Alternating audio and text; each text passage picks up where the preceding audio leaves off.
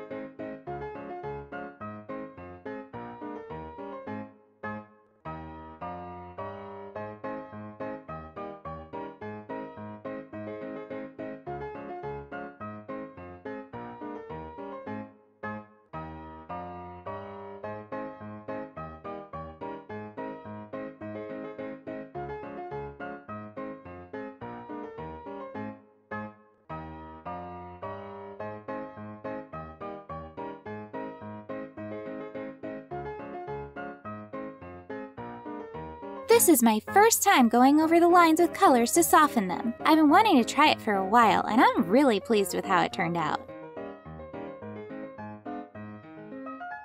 To get this to work, I used my pre-made gray palette and got one of, but not the darkest of grays, to do my outlines. Then, I set an overlay layer as a clipping mask and just picked the colors from the characters to color the lines surrounding their bodies. I wanted to make sure I got clean definition here, as it could look uneven otherwise.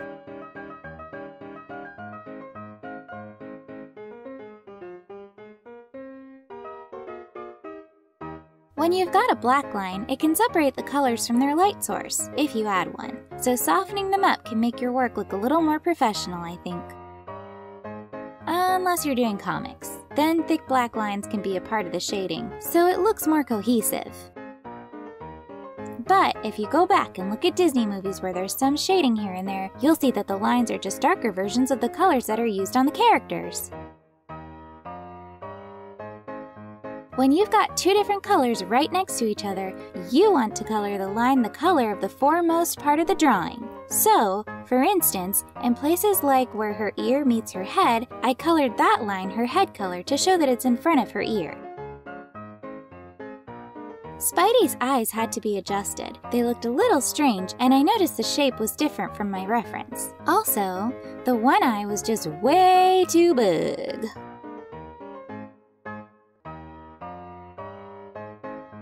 I'd considered putting a speech bubble in or a little heart or a smiley face, but I chose against it.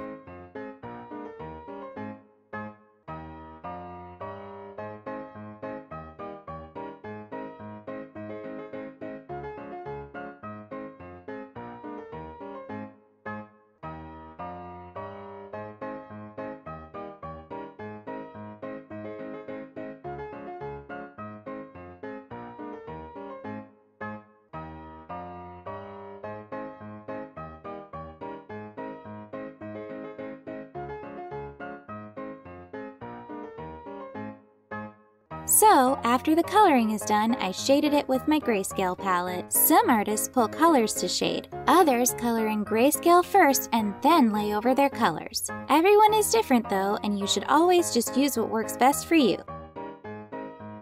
Your workflow can be as unique as you are. I used to pull from the color palette to shade, but this worked out faster and nicer for me than what I was doing before. I used to spend hours just trying to pick the right colors from the palette. Most people probably can't tell in the end. Here's the thing about most people. Most people aren't going to be as critical as you are of your own work, so just do what's nicest for you and tell everyone else to go suck a salted lemon. That actually sounds tasty. I don't know. Just don't tell them anything. They'll go away.